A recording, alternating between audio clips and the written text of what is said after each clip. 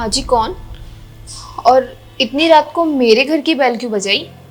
दीदी वो आपने खाना ऑर्डर किया था, वही लेकर आए हैं। हाँ किया था, लेकिन वो तो कोई आदमी लेके आता है ना। और तुम कौन हो? और इतने छोटे से बच्चे के साथ इतनी रात में यहाँ क्या कर रही हो? दीदी मेरा नाम साधना है और ये मेरा बेटा शारद। बेटा नमस्ते करो। नमस्ते दीदी। नमस्ते बेटा। दीदी मेरे पति ना फूड डिलीवरी का काम करते हैं, लेकिन 2 दिन से ना उनकी तबीयत ठीक नहीं है, इसलिए मैं ही खाना डिलीवर कर रही हूँ। एक काम करो, तुम अंदर आओ, मैं तुम्हें पैसे देती हूँ। अरे मैं तो पूछना ही भूल गई, कितने पैसे हुए?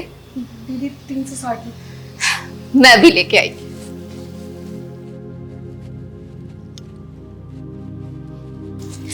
ये लो बहन।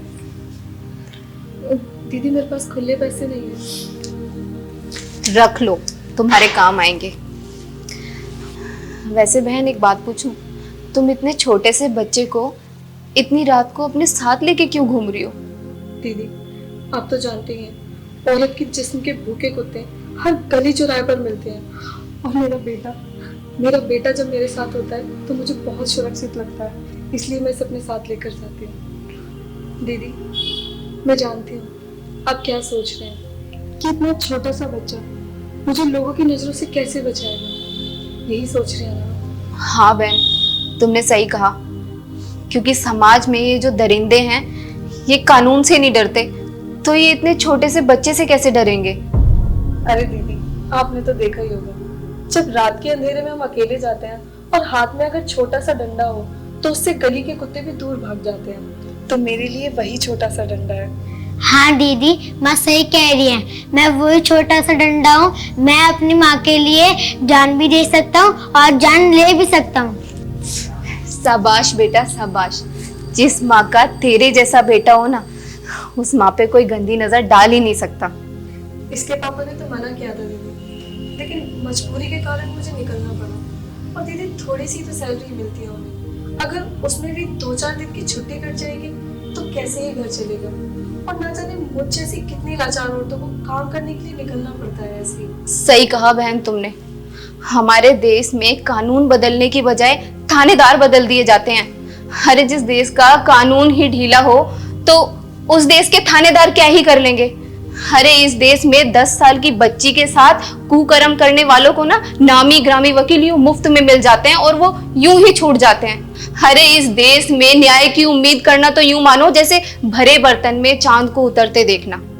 हाँ दीदी सही कहा आपने, मैं तो अपने बच्चे के साथ काम करने के लिए निकल जाती हूँ, लेकिन ना जाने मेरे जैसी कितनी औरतें होंगी जो इन कुत्तों के डर के वजह से बाहर नहीं निकल पाती काम करने के लिए। बहन मैं तो तुम्हारे और तुम्हारे इस बच्चे की हिम्मत को सैल्यूट करती हूँ। पता नहीं कब इस देश में कानून का डर लोगों के दिलों में होगा। अरे दीदी ऐसा कभी नहीं होगा। शायद तुम ठीक कह रही हो बहन कि हमारे इस देश के कानून का कुछ नहीं हो सकता और ना ही कभी वो नीच और कमीने सुधर सकते हैं। खैर तुम अपना ध्यान रखना बहन, और अपने इस बच्चे का भी। मम्मी दूसरा ऑर्डर भी तो देना है। ठीक है दीदी मैं चलती हूँ। अच्छा बहन, मैंने जो तुम्हें वो एक्स्ट्रा पैसे दिए ना, उससे इसको चॉकलेट दिला देना। और कभी भी किसी चीज की कोई परेशानी हो ना तो कल्याणी के दरवाजे पे बेधड़क आ जाना। थैंक यू दीदी। चलो